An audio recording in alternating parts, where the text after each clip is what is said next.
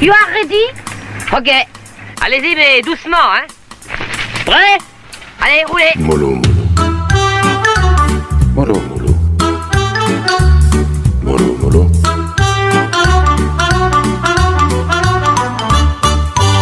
Qu'est-ce que j'avais dit? J'avais dit mollo sur le destroy. C'est pas de quoi avoir les jetons. De toute façon, on y va tous. C'est la seule chose dont on soit sûr. Le problème, c'est de savoir à quelle vitesse on y va. Ça y est, tout le monde m'entend? Tu m'entends pas? Peut-être qu'il faut appuyer sur le bouton rouge là. Tu m'entends là? C'est bon? Je peux commencer? T'es chaud? T'es prêt? T'as bu ton café? T'es bien assis? Parce que là ça va dépoter cette fois-ci. Cette semaine, on envoie du lourd.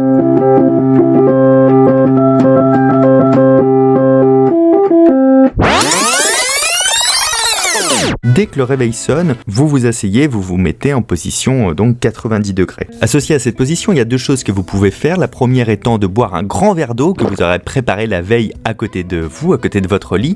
Puisque le corps se déshydrate durant la nuit, c'est intéressant en fait de le réhydrater dès le réveil. Ça va vous aider un petit peu à avoir une activité cérébrale, on va dire, plus vive, plus cohérente.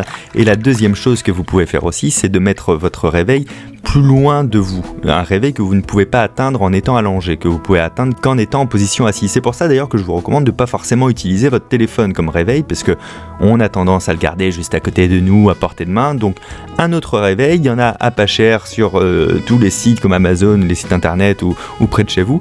Et celui-ci, ce petit réveil-là, vous le mettez en fait à portée de main quand vous êtes assis uniquement. Déjà, si vous réalisez ces trois actions, vous allez voir que votre phase de mise en mouvement va être très grandement facilitée. Alors attention, je vous préviens tout de suite, il y a du costaud, il va falloir suivre. Donc troisième place, une personne qui confond certainement véganisme et survivalisme et qui nous dit « Les véganes, pour être autosuffisants, doivent manger leurs excréments et boire leur urine. Qu'ils aillent au bout de leur démarche au moins. » Donc moi, lui, déjà, j'ai bien envie de lui dire d'aller boire de l'eau, comme disaient les jeunes sur Twitter, parce que j'ai l'impression que ça a l'air d'être compliqué la vie pour lui, quoi. Mais bon, bref, on passe vite à la suite, vous allez voir, ça va vous étonner.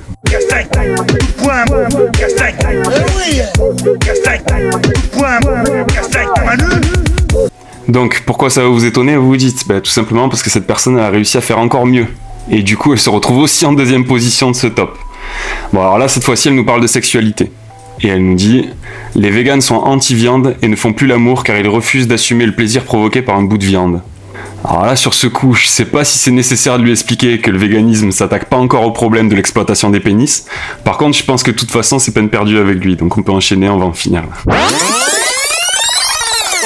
Aujourd'hui, la bio, c'est sûr que c'est un idéal à atteindre d'avoir une agriculture biologique partout, sur toutes les terres, à l'échelle mondiale. Oui, dans la technique, je suis d'accord. Après, je crois pas que l'agriculture, on la fera évoluer en lui mettant des cahiers des charges. Je crois plutôt qu'on la fera évoluer en formant mieux les agriculteurs, en intégrant des cours sur la biodiversité des sols dans les formations, en leur faisant comprendre tous les services que le sol peut leur rendre dans leur itinéraire agricole. Et je crois que c'est plus comme ça, en tout cas, qu'on fera évoluer les choses. Et si l'appel au boycott pur et simple de l'huile de palme ne semble pas être une bonne idée, le choix du Nutella comme bouc émissaire me semble être encore plus à côté de la plaque. Pourquoi ? Déjà parce qu'appeler publiquement au boycott d'une marque, c'est avant tout interpeller cette marque pour qu'elle fasse d'éventuels changements. Or là, on a une marque qui a fait partie des premières à travailler avec des ONG et qui a donc réussi depuis à mettre en place une méthode de traçabilité de A à Z de la chaîne de production lui permettant de prouver que l'huile de palme utilisée n'est pas issue de la déforestation. Donc, quitte à interpeller publiquement des marques pour faire pression sur elles, parce que ça marche, les industriels commencent à comprendre que ce qui est mauvais pour l'environnement est aussi mauvais pour le business de plus en plus. Et bien dans ce cas-là, interpeller PepsiCo, par exemple. Le troisième pôle, c'est l'adaptation du corps à des environnements extrêmes. Pour caricaturer, au lieu d'agir sur l'environnement, on va agir sur l'adaptation de l'homme à un nouvel environnement et à ses capacités à s'adapter à ce nouvel environnement, compte tenu qu'on est dans une époque de crise écologique imminente. Lorsqu'il avait été fondé en 1960, le cyborg désignait un homme augmenté technologiquement afin de survivre aux conditions extrêmes d'un voyage spatial. On voit que là, il ne s'agit pas seulement de la question du voyage spatial qui, par contre, redevient à l'ordre du jour, mais de s'adapter à cette à nos nouvelles conditions climatiques ou autres. C'est le concept d'énergie renouvelable. Pour produire de l'électricité, vous transformez par exemple l'énergie du vent. Mais une fois que vous avez transformé l'énergie cinétique du vent en énergie électrique, vous ne réutilisez pas cette énergie électrique pour refaire du vent. Vous ne revenez pas en arrière. Donc votre énergie, elle n'est pas renouvelable. En réalité, une énergie renouvelable, ça n'existe pas. Le terme est impropre. Une fois qu'elle est transformée et basta. On devrait plutôt parler d'énergie à faible émission de CO2 par exemple. Pas à compléter, à compléter. Le podcast c'est bien, mais ce serait mieux si on n'avait pas des jobs à côté. Ça fera jamais une thune. Y a pas beaucoup d'images. Le podcast c'est bien, mais arrêtez les émissions de 3 heures. Le podcast c'est bien, mais il faudrait plus de podcasteuses. Ça reste beaucoup dans l'entre-soi malheureusement. Mais ce serait cool un jour qu'il y ait des gens qui viennent comme ça, etc. Et de vraiment démocratiser le podcast. Et ça voudrait dire aussi accroître la visibilité des podcasts indépendants. Mais en fait, les vrais pionniers, c'est eux, c'est du podcast. On les a tous entendus. On les a tous entendus, mais personne, enfin, ils n'ont jamais touché un centime de sub, ils sont pas dans les festivals, et ils ont plus d'auditeurs que France Culture et Arte Radio réunis. Mais enfin, voilà, c'est le donjon de Nullbug qui fait ses fictions dès 2000 en MP3. Mais nous, en 2002, disons qu'on est les premiers à rémunérer des gens et à faire des objets radiophoniques disponible en téléchargement. Et par exemple, cette histoire du téléchargement, elle est très drôle. C'est Christophe, moi je connais rien au web, et Christophe il me dit, moi j'aime bien écouter en streaming, mais des fois j'aime bien écouter les choses plus tard, donc c'est bien de télécharger et de pouvoir... Et je dis ouais, mais on réfléchit pas une seconde qu'on va se taper toutes les sociétés de droits d'auteur, le service juridique d'Arte, tout le monde va nous tomber dessus, parce qu'en 2002, on a oublié ça, le mot téléchargement, ça veut dire pirate. On est vraiment considérés comme des voyous. Tout le monde nous crache dessus parce qu'on permet à notre truc d'être téléchargé, quoi. Et alors qu'en fait, on a inventé le podcast, quoi. Enfin, on a inventé ce truc-là, bon.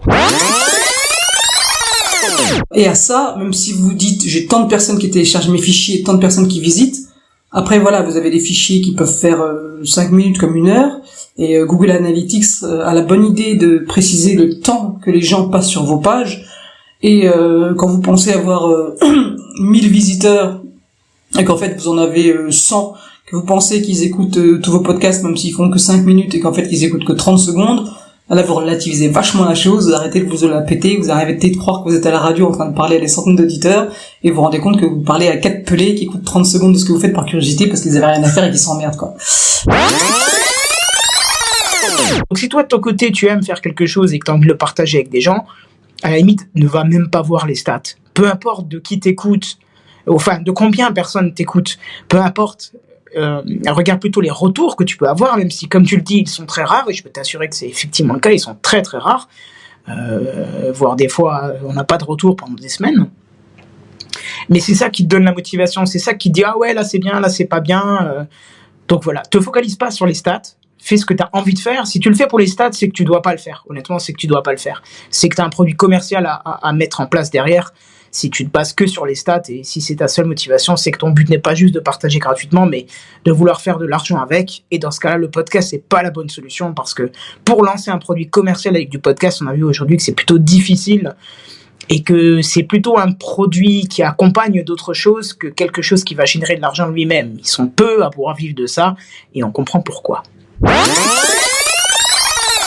On devrait d'abord avoir un produit, d'être suffisamment satisfait de son produit avant de se dire bon, en fait, comment je peux faire pour augmenter mon audience. Ça paraît trivial, mais j'ai un peu peur que, non, c'est bien qu'on ait toutes ces réflexions sur l'audience, c'est bien qu'on partage ces chiffres, c'est bien qu'on avance. Dans quelle culture on est en fait ? Est-ce qu'on est dans la culture de l'audience ou dans la culture du contenu ? C'est ça. Et les deux sont pas incompatibles, mais il faut aussi mettre de l'eau dans son vin et se dire bon oui, peut-être que je sais pas, RK fait moins d'audience que je sais pas quel autre. C'est probable. Quel autre. Ce qui veut pas dire que c'est plus mauvais. Mais on s'en fout en fait parce que c'est pas les mêmes formes, c'est pas les mêmes choses, c'est pas les mêmes publics. Et typiquement une niche très bien exploitée peut satisfaire beaucoup plus les gens et en plus rapporter plus de thunes.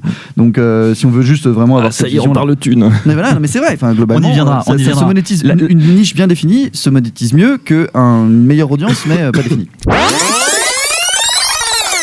Mon but à la fin, ça serait d'effacer mes réseaux sociaux complètement et que créer les gens qui me suivent par mon podcast, et grâce à mon podcast, je dirais où je joue peut-être, et ça serait le but à terme, c'est ça, parce que si tu veux, les réseaux sociaux, ça crée trop de problèmes. Il y a les gens qui sont déçus parce que tu partages pas un de leurs trucs.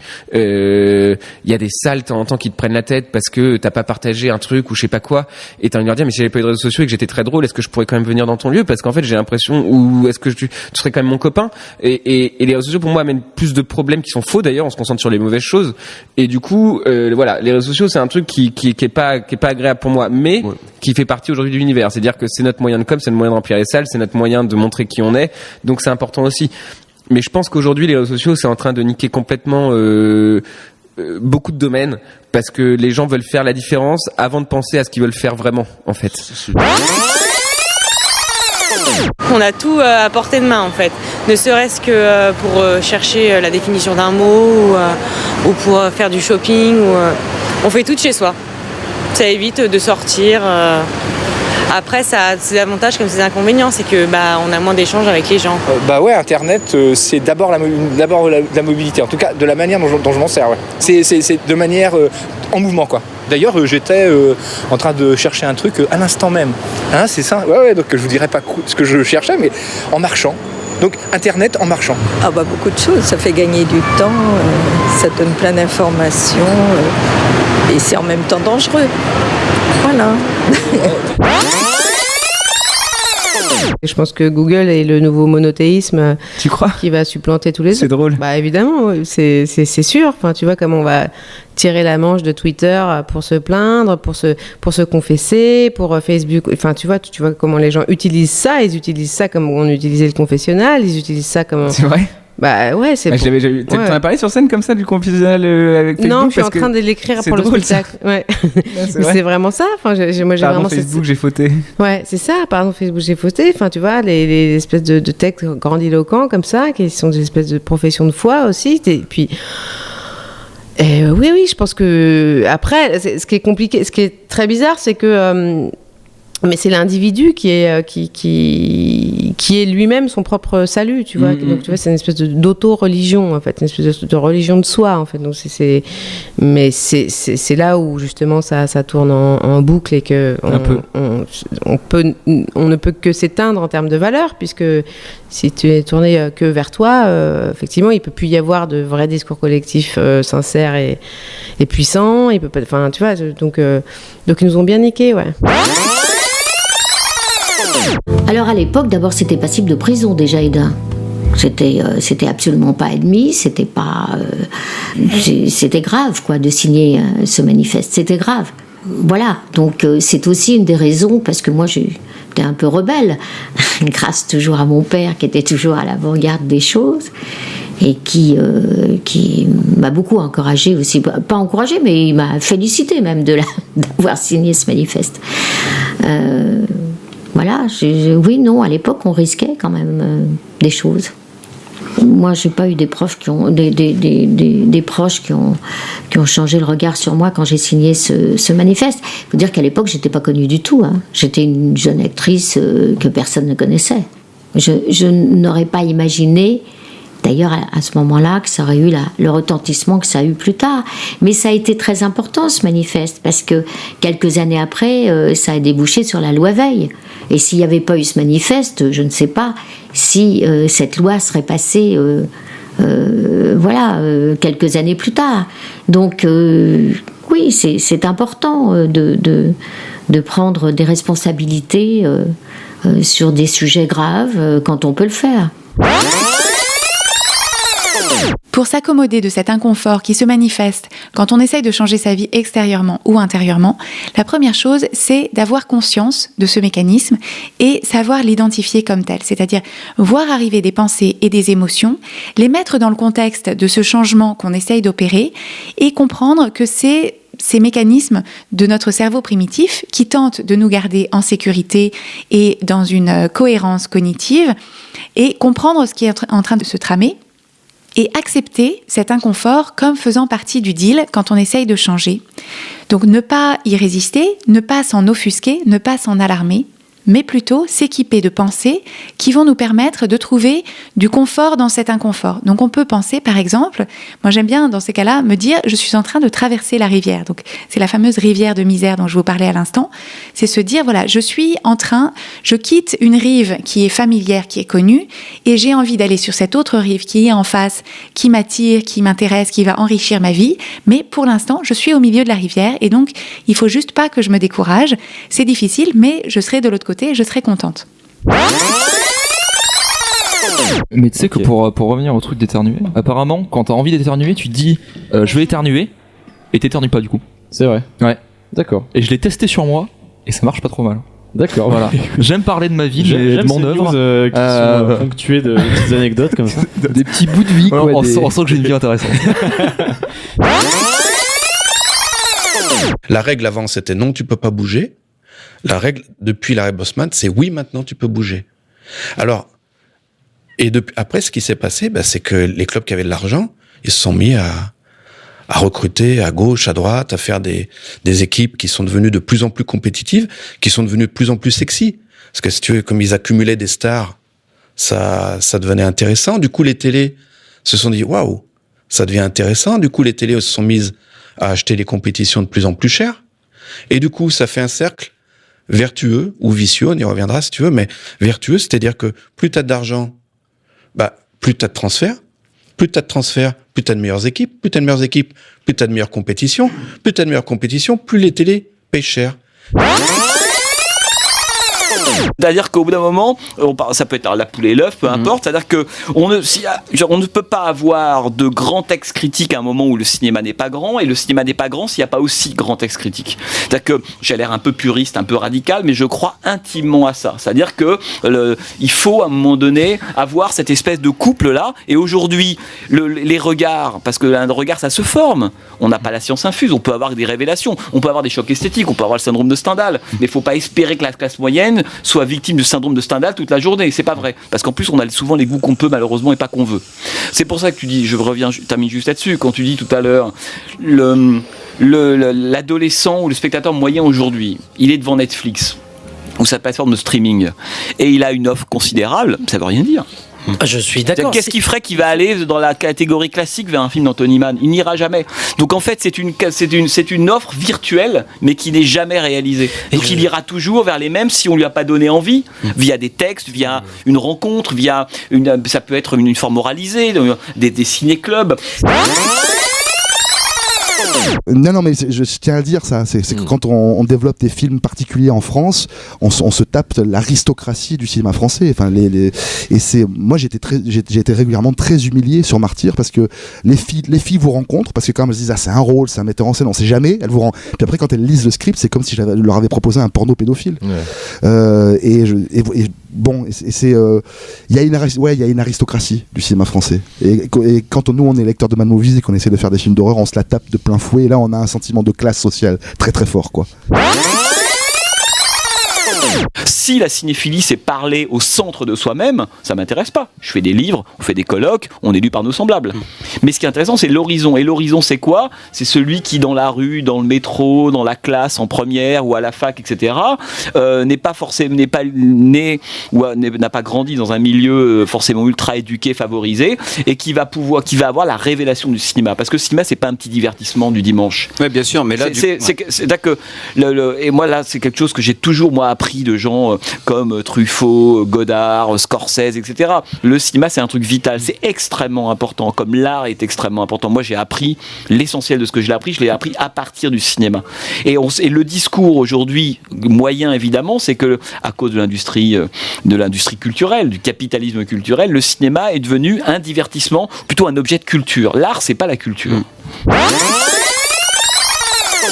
Pendant tout un moment, je comprenais pas pourquoi Kevin c'était devenu si délicat, et en fait, il y a vraiment une cause à effet logique qui se comprend, c'est que comme en 1990, 91 et 92, c'est là où il y a eu le plus de prénoms Kevin de donner, en fait, ils ont voulu faire et souvent pour la même origine, à cause de Kevin Costner, ils ont voulu en fait donner ce prénom à de nombreux enfants, et quand tous ces enfants sont arrivés à l'adolescence en même temps, il y avait énormément de kikoulol finalement et de kéké, mais finalement, le prénom qui ressortait le plus souvent, c'était Kevin. Parce qu'en fait, c'était là où il y en avait le plus dans la même tranche d'âge. Et c'est ressorti principalement en Allemagne. Après, ça a été un peu sur la France, sur l'Autriche.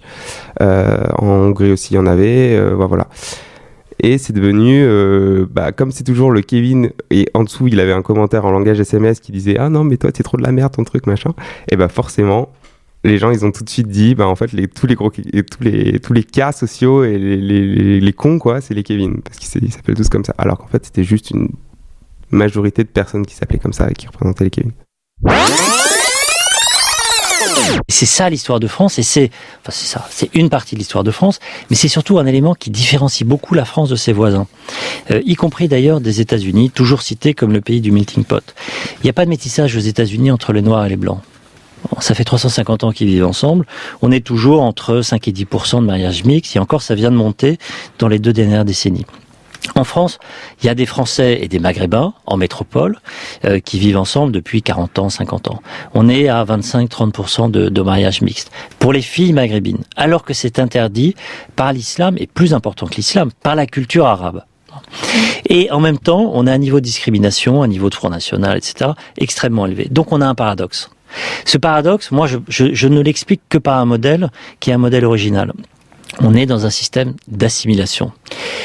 Ça déplaît, le mot est violent, le mot, c'est vrai, mais le processus est violent. Et d'ailleurs, il est très destructeur. Et moi, je me suis toujours interrogé sur pourquoi les pères arabes que je connais au Maghreb, avec de l'autorité, avec de la fermeté, avec de l'influence sur leurs enfants, ici se retrouvent totalement démunis. Mais c'est parce que très largement, les enfants sont rentrés dans l'atmosphère de la culture française et pas les parents. Et ça crée un hiatus générationnel qui est très violent et très puissant. Et petit à petit, DC s'est retrouvé avec un pool de séries un peu déviantes, un peu adultes, et qui collait plus très bien au label DC. Et donc ils ont missionné Karen Berger, qui a créé le label Vertigo à partir de titres existants déjà. Swamp Thing est devenu un titre Vertigo, Sandman aussi. Sandman paraissait déjà avant que le label soit créé, et ils ont mis tout ça dessous. Donc ouais, il a clairement infusé cette nouvelle ligne sans en être le Il a fait créateur, passer le comics de super-héros et le comics, en fait, le fascicule multicolore américain à l'âge adulte. C'est quasiment Alan Moore à lui tout seul qui a fait ça, moi je pense.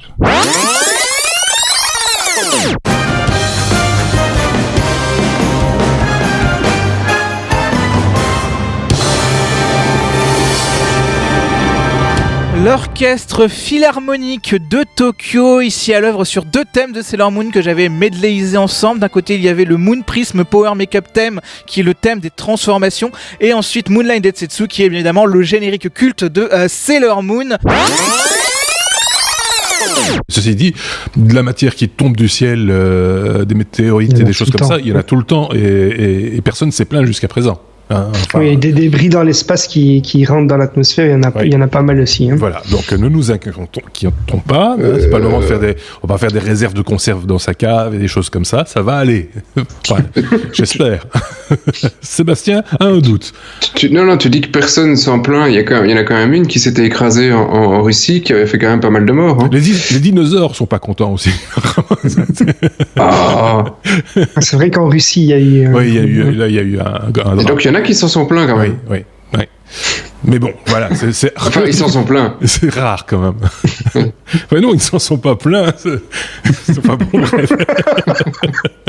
C'est compliqué. Ce 160e épisode est compliqué. On continue avec un autre tweet qui m'a fait rigoler, de Koya Week, fan de Sasa, qui dit: dans la vie, il y a des choses qui font consensus et celles qui font qu'on s'en branle. On continue avec un tweet un peu régional qui a été liké par mon ami Thibaut Suffard. Un tweet d'Ele, @Elekem29, qui dit: je suis sûr, quand le Titanic il a coulé, il y avait des Bretons dans l'eau et ils ont fait: wow, vous savez, quand on est dedans, elle est bonne, hein. C'est mignon, c'est mignon, c'est mignon, hein. Parce que bon, l'eau en Bretagne, hein, c'est vrai qu'elle est bonne une fois qu'on est dedans, quoi.